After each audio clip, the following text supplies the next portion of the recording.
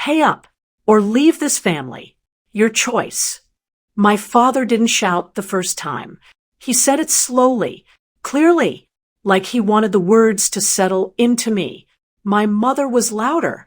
We raised you, fed you, supported you, and now when it's your turn, you're acting selfish. Selfish. That word gets thrown at the person who refuses to be controlled. The living room felt smaller than usual. My brother stood near the doorway, silent but aligned, not defending me, not questioning them, just watching. The demand wasn't about help.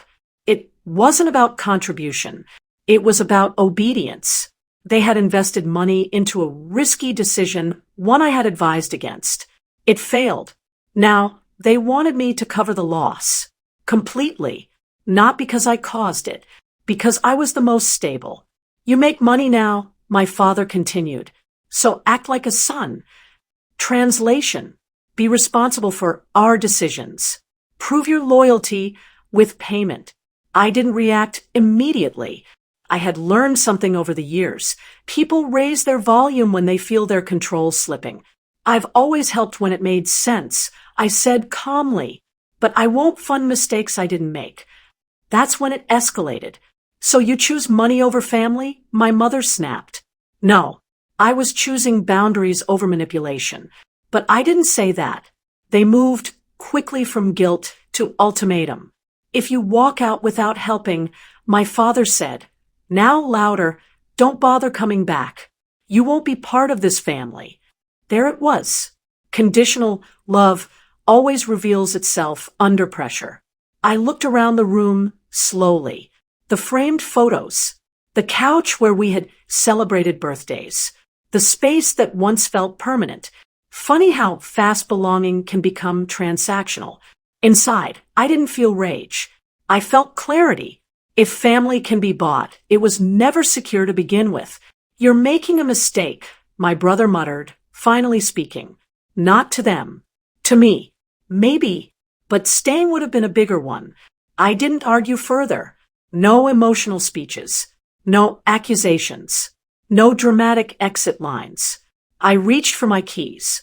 My mother gasped slightly, expecting hesitation. My father's jaw tightened, waiting for me to fold. I didn't. At the door. I paused, not to reconsider, but to understand the moment. This was the line. Some people think strength is staying and enduring anything. Sometimes strength is leaving quietly and refusing to be priced. I hope one day we can talk without money being the condition. I said evenly, no sarcasm, no bitterness, just truth. Then I opened the door. Behind me, I could hear my mother say, he'll be back. They were confident. They believed pressure always works. They believed guilt always wins. They believed I needed them more than they needed me. They thought I had just walked away from my support system. They had no idea I had just walked toward my independence. I didn't go back. Not the next day. Not the next week. Not when the first "Are you coming for dinner?" message arrived as if nothing had happened. Distance is uncomfortable at first. Not because you miss the noise, but because silence forces you to hear your own thoughts clearly. For the first time, no one was measuring me by what I provided. No one was calculating my worth in contribution. My expenses were simpler. My space was smaller. My life was quieter. And that quiet became productive. I tightened my routines, woke up earlier, tracked every dollar, invested with intention instead of emotion, took on projects that scared me, but only because they demanded growth, not approval. Without family pressure, my decisions became cleaner. No guilt transfers. No emotional invoices. No sudden emergencies that were really consequences of poor planning. Meanwhile, updates about home reached me indirectly. The financial strain hadn't magically disappeared. The investment they believed would change everything continued to underperform. Tension inside the house grew heavier. My brother tried stepping up, but pressure reveals preparation. And he wasn't ready for that weight. Arguments became frequent. Blame moved in circles. I didn't comment. I didn't rescue. I didn't send money to soften the lesson. That wasn't cruelty. It was alignment. Every time I felt the urge to step back in and fix things, I reminded myself why I left. Love without boundaries becomes obligation. Obligation without respect becomes control. Months passed. My work expanded.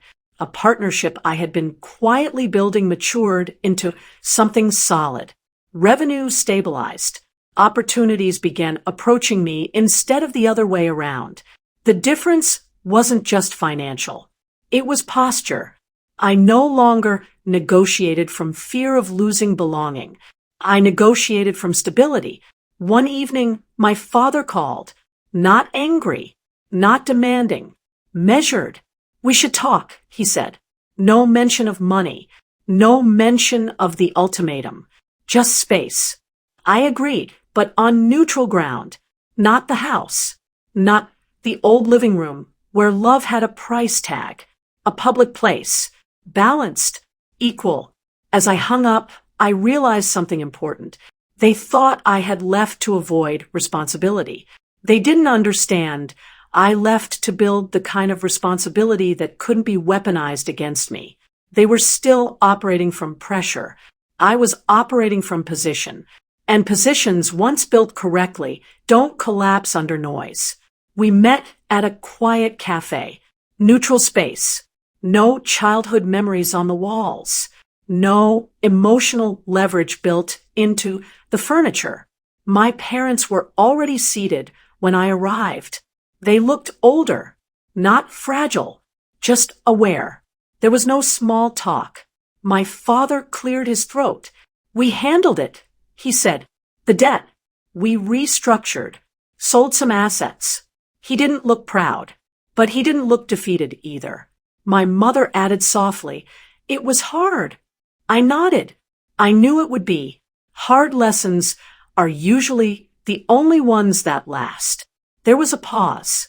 Then my father said the one thing I had waited months to hear, not because I needed validation, but because it changed the foundation. We shouldn't have given you that ultimatum. Not, you misunderstood. Not, we were stressed. Not, you owe us. Just accountability. I didn't rush to soften it. I didn't say, it's okay. Because it wasn't okay. It was necessary. I wasn't refusing to help. I said calmly. I was refusing to be controlled. They didn't argue. For the first time, the conversation wasn't about money. It was about respect. My brother joined us later, quieter than usual, less certain. He asked about my work, not mockingly, not casually, but seriously. I answered without over-explaining, because power isn't in listing achievements. It's in not needing to. At the end of the meeting, my mother reached across the table. You didn't come back, she said, not accusing, just noticing. No, I replied. I built something instead. I didn't move home. I didn't merge finances. I didn't step back into the role of emergency solution. But I didn't walk away either. The difference now was simple. If I helped, it would be choice, not pressure, not proof of loyalty. As we stood to leave, there was no dramatic reconciliation scene, just a shift.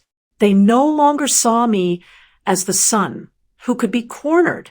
They saw me as a man who could walk away.